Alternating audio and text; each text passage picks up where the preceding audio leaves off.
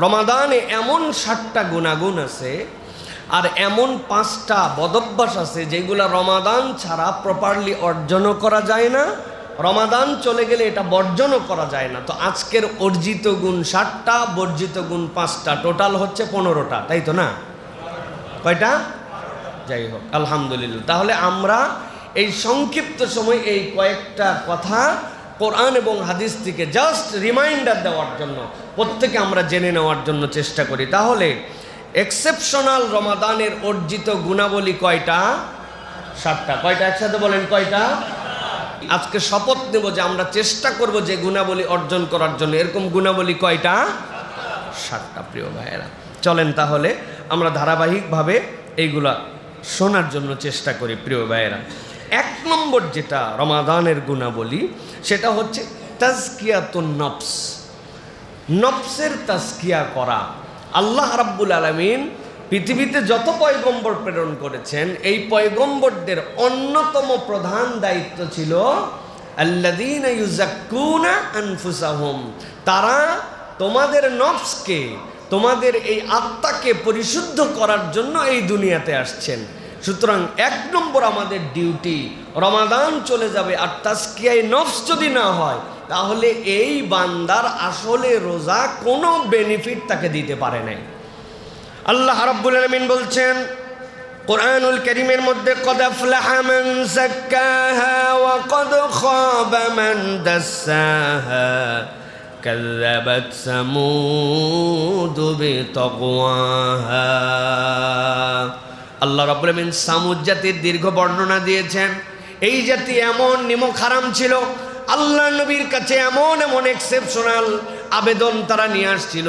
আল্লাহ নবী সেইগুলা প্রত্যেকটাই মুজিজা হিসেবে আল্লাহর কাছ থেকে প্রকাশ করে দিয়েছিলেন। বলছে পাহাড় ভেদ করে উট বের করতে হবে।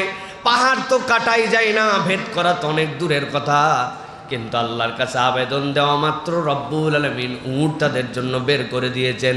এক্সেপশনাল তাদের ক্ষমতা দিয়েছিলেন। পুরা আস্ত একটা পাহাড়কে সাইজ করে কেটে কাঁধের মধ্যে করে নিয়ে চলে আসতে পারত। রব্বুল আলামিন এমন শক্তিশালী তাদেরকে বানিয়েছিলেন। কিন্তু আল্লাহ বলছেন তারা সব জায়গাতে গাফেল হয়েছে। তবে এই গাফলতির অন্যতম কারণ হচ্ছে তাদের অন্তরগুলা পরিশুদ্ধ ছিল না। আল্লাহ রাব্বুল আলামিন বলছেন কদ আফলাহা মান যাক্কাহা, তোমাদের মধ্যে সেই তো সফল কাম হয়ে গেছে যে তার অন্তরকে, যে তার নফসকে, যে তার প্রবৃত্তিকে তাজকিয়ার মধ্যে নিয়ে আসছে। আর আল্লাহ বলছেন ওয়া কদ খাবা মান দাসসাহা, আর যে এই বিষয়টা অবহেলা করলো, এইখানে মনোযোগ দিল না, আল্লাহ বলছেন সে তো ধ্বংস হয়ে গেছে।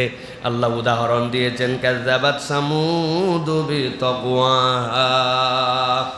যারা সামুদ জাতির মধ্যে সবচেয়ে বেশি হতভাগ্য যেই ব্যক্তিটা ছিল, আল্লাহ বলছেন সে তখন সেখানে গাফলতি, সে তখন সেখানে অবাধ্যতার চরম পরাকাষ্ঠতা দেখালো। তাদেরকে বলা হয়েছিল এটা আল্লাহর পক্ষ থেকে আসা, এর পানি খাওয়ানোর ব্যাপারে সবার আগে প্রায়োরিটি দিতে হবে। তোমাদের জন্য কূপ আল্লাহ রাব্বুল আলামিন দিয়ে দিয়েছেন, সব কূপগুলি আলাদা। এই উষ্টিটা যেইখান থেকে খাবে তার জন্য আলাদা দেওয়া হলো। কে কার কথা শুনে? আল্লাহ বলছেন অন্তরটা এমনভাবে তাদের নষ্ট হয়ে গিয়েছিল। তাদের রসুল তাদেরকে ডেকে বলেছে ফাকালা লাহুম রাসূলুল্লাহি নাকাতাল্লাহি ওয়া সুকিয়াহা, এটা আল্লাহর উট, আল্লাহ যেমন তেমনভাবে দেন নাই, নিদর্শন হিসাবে দিয়েছেন। এইটার পানি খাওয়ার ব্যাপারে তোমরা সতর্ক হও। তারা এমন গাফেল হলো, নবীর কথা শোনে নাই, আল্লাহর কথা শোনে নাই। আল্লাহ রাব্বুল আলামিন তাদের এই তাজকিয়াহীনতার কারণে আল্লাহ ঘোষণা করেছেন আল্লাহ তাদেরকে ধ্বংস করে দিয়েছেন। তারা ধ্বংস হয়ে গেছে। এত বড় নিদর্শন পাওয়ার পরেও ধ্বংস হয়ে গিয়েছে। ওরা যেরকম নিদর্শন এরকম চোখে দেখছিল, আল্লাহ তার থেকে বড় নিদর্শন মুহাম্মদ সাল্লাল্লাহু আলাইহি ওয়াসাল্লামকে দিয়ে রমাদান হিসাবে আপনাকে আমাকে দান করছেন। সুবহানাল্লাহ বলেন। কিভাবে? আল্লাহ রাব্বুল আলামিন এমন বিস্ময়কর রমাদান আমাদেরকে দিয়েছেন যে রমাদানের ব্যাপারে আল্লাহ বলেছেন শাহরু রমাদান আল্লাযী উনজিলা ফীহিল কুরআন, এর মধ্যে কোরআন দেওয়া হয়েছে। ওই কোরআনের মধ্যে আল্লাহ বলেছেন ইন্না আনজালনাহু ফি লাইলাতুল কদর, লাইলাতুল কদরি খায়রুম মিন আলফি শাহর। বান্দা, উম্মতে মুহাম্মদী হিসেবে তোর বয়স কত? 30, 40, 50, 60? আর ওরা বালেগ হয়েছে 60-70 বছর বয়সে, হায়াত পাইছে 1000 বছর 1500 বছর। ওর 1000-1500 বছর তুমি এক রাত্র যদি এরকম পাও, আমি রব্বুল আলামিন তার থেকে বেশি তোমাকে নিয়ামত দিয়া সব উম্মতের আগে তোমাকে জান্নাতে ঢুকাবো। এই ঘোষণা আমি রমাদানে কোরআন দিয়েছি, ওই কোরআনের মধ্যে উম্মতে মুহাম্মদের জন্য দিয়েছি। সুবহানাল্লাহ। ওরা হয়তো উট দেখছে, কিন্তু আমি উট ওইটা দেখি নাই, কিন্তু আমি তার থেকে বড় ঘোষণা কালামুল্লাহর মধ্যে পাইছি। আল্লাহ বুঝাতে চান এই রকম কোরআন পেয়ে, এই রকম তোমার আল্লাহর পক্ষ থেকে নিয়ামত পেয়ে ওরা যেরকম উটের ব্যাপারে গাফেল হয়েছিল, অন্তরের গাফলতির কারণে ধ্বংস হয়ে গেছে, তোমরাও যদি রমাদানকে মূল্যায়ন না করো, নিজের আখলাকের মধ্যে যদি কোনো পরিবর্তন না আনো, তাহলে আল্লাহ মাফ করুক আমাদের ধ্বংসটাও আল্লাহ রাব্বুল আলামিন জাহান্নামে ঢুকানোর দ্বারা আমাদেরকে দেখায় দিতে পারেন। নাউজুবিল্লাহ বলেন। অতএব প্রিয় ভাইরা, 1 নম্বর আমাদের সবসময় মনে রাখতে হবে, সেটি কি, যে আমাদেরকে এই রমাদান আমাদের জন্য তাকওয়ার মাস, এই রমাদান আমাদের জন্য তাজকিয়ার মাস, এই রমাদান আমাদের জন্য মুহাসাবার মাস। মুহাসাবা মানে কি প্রিয় ভাইরা? তাজকিয়া কখনো আপনার আমার জীবনে মুহাসাবা ছাড়া অর্জিত হয় না। আত্মসমালোচনা, নিজেকে ক্রিটিসাইজ করার যোগ্যতা, ভালো মন্দর বিশ্লেষণ করা, এইটা আপনার আমার জীবনে রমাদান আপনাকে আমাকে শিখায়। রমাদান আপনাকে আমাকে বারবার ভাবায় হালাল জিনিস আমার জন্য হালাল, কিন্তু রমাদানে আমি ওইটাকেই গ্রহণ করি নাই। আল্লাহ রাব্বুল আলামিন আমার জন্য একটা ব্যারিয়ার দিয়েছেন, টাইম জোন দিয়েছেন, আমি সেটাকে ফলো করেছি। তার মানে কি, হুদুদ আল্লাহর সীমারেখা আমি কিন্তু মেনেছি। আপনি বলেন নাই যে আজকে লেট করে উঠে পড়ছি, আহারে খাবার অনেকগুলো আছে, অতএব হুজুর আজান দেওয়ার দেয় দেখ, আমার ঘর অন্ধকার, আমি 6টা 6:30 পর্যন্ত খাবো। একজন এরকম লোক পাওয়া যাবে না। সে জানে এইটা আল্লাহর দাও বাউন্ডারি, আমি খাইতে পারলেও ভালো, না পারলেও ভালো। তার মানে রমাদান তাকে একটা বাউন্ডারি লাইন শিখিয়েছে। শেষ মুহূর্তে ঝড় উঠছে বিকালবেলা, আসরের পরের থেকে অন্ধকার, এমন অন্ধকার কিচ্ছু দেখা যায় না। আপনি বলছেন যেহেতু দুনিয়া অন্ধকার, তার মানে সূর্য ডুবে গেছে, আসরের পর ইফতার করে ফেলো। একজন লোকও এই জামানায় করবে না, কেননা তার কাছে একটা টাইম ফ্রেমিং করা আছে, সে আল্লাহর হুদুদ জানে। আল্লাহ বোঝাতে চান এই মুহাসাবাটা তোমার জীবনে দরকার। রমাদান তোমাকে তাজকিয়ায়ে নফস শিখাচ্ছে, মুহাসাবা, যে তুমি আত্মসমালোচনা করতে শিখেছো। এই গুণ যদি থাকে তাহলে আপনার আমার তাজকিয়ায়ে নফস আসতে পারে। আর এই গুণ যদি রোজাও গেছে, এটা আমার জীবন থেকে চলে গেছে, তাহলে এর দ্বারা রমাদান আপনাকে আমাকে বেনিফিট দিবে না। তাহলে 1 নম্বর আমাদের জন্য মনে রাখতে হবে তাজকিয়ায়ে নফস, আত্মসমালোচনা ও নফসের পরিশুদ্ধি। মনে থাকবে ইনশাআল্লাহ। 2 নম্বরে এবার যেটি, সেটা হচ্ছে মুরাকাবা। রমাদানের অন্যতম একটা গুণ হচ্ছে মুরাকাবা। মুরাকাবা মানে কি? মুরাকাবা মানে হচ্ছে একাকিত্বে আল্লাহ সচেতনতা। একাকিত্বে আল্লাহ সচেতনতা। আমাদের জীবনে একাকিত্বের কোনো টাইম নাই। আমরা সব সময় কোনো না কোনো সাথে আছি, পরিবারের সাথে আছি, ব্যবসার সাথে আছি, যখন কোনো কিছুর সাথে নাই তখন আমার ফোনের সাথে আছি, ডিভাইসের সাথে আছি। রমাদান আপনাকে আমাকে শিখাচ্ছে যে একাকিত্বের একটা মুরাকাবা আপনার আমার জন্য দরকার। প্রিয় ভাইয়েরা, আমরা রমাদানে মুরাকাবার কিন্তু প্র্যাকটিস করি। কিভাবে করি? না বুঝে করি। অনেক পিপাসা, ছাতি ফেটে যাচ্ছে, মুখ জড়ো হয়ে যাচ্ছে, এমন সময় গোসল করতে গেছি, শাওয়ারটা ছেড়ে দিছি, দেওয়ার পরে নাকের উপর দিয়ে পানি যায়, কানের উপর দিয়ে যায় না ভাই? বেশিরভাগ ঢাকার আলহামদুলিল্লাহ আমাদের পানিগুলো ভালো। অন্তত ঢাকায় এখন পর্যন্ত নিচের পানি যারা উঠায় খায়, এই পানিটা ভালো। তা আমরা চিন্তা করছি ভালোই কি আর খারাপই কি, 1 ঢোক 2 ঢোকের মধ্যে এত ভালো খারাপের হিসাব আছে? নাকের উপর দিয়ে যাওয়ার সময় 2টা চাপ দিয়ে দিছি। কারা কারা দিছেন হাত তোলেন তো ভাই। আসেন এরকম কেউ? দেই নাই। অজু করার সময় যদি 1 চুল্লু মারি, এইটা কেউ দেখার আছে আল্লাহর দুনিয়ায়? না, করি না কেন? আমার একটা একাকিত্বে রব্বুল আলামিন আমাকে দেখেন, এই ফিলিংসটা সিয়াম আমার মধ্যে দিয়েছে। আরে কেউ দেখে না, দেখেন আমার আল্লাহ। যে আমি 1 চুল্লু দিলেও দেখে আল্লাহ। এই যে আপনার একাকিত্বে কেউ দেখে না, যে এই জায়গায় নীরবে পার্সোনাল জায়গাতেও আল্লাহর ভীতি। আল্লাহ বলছেন রমাদান তোমাকে রিফ্লেকশনটা তোমার বাকি জীবনে দেখায় দিতে চায়, যে তুমি বাকি জায়গাতেও তোমার এই মোরাকাবাটা নিয়ে গেছো। যে আমি অফিসের ডিউটিতে, ওখানেও তো আল্লাহ দেখে, আমি আমার কাজে, সেখানেও তো আল্লাহ দেখে, আমি আমার ব্যবসা, সেখানেও তো আমার আল্লাহ দেখে, আমি আমার সংসার, সেখানেও তো আল্লাহ আমার দেখে, আমি যেখানে বসে 3 জন বসছি, আরেকজনের বিপক্ষে কথা বলতেছি, ওই কথাটাও তো আমার আল্লাহ শোনে। এর নাম হচ্ছে মুরাকাবা।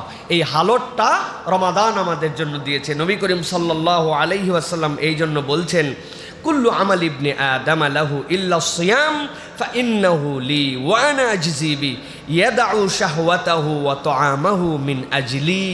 আল্লাহ নবী সাল্লাল্লাহু আলাইহি ওয়াসাল্লাম বলছেন, পৃথিবীর যত আমল আছে সব আমলগুলা বনি আদম করে আর আমি তার জন্য রিওয়ার্ড জানাই দেই। সালাত আদায় করো, জান্নাতে সহজে যেতে পারবা। জাকাত দাও, সম্পদ পবিত্র হয়ে যাবে। হজ করো, গুফির লাহু মা তাকাদ্দামা মিন জামবি, অতীতের গুনাহ খাতা আল্লাহ মাফ করে দিবেন।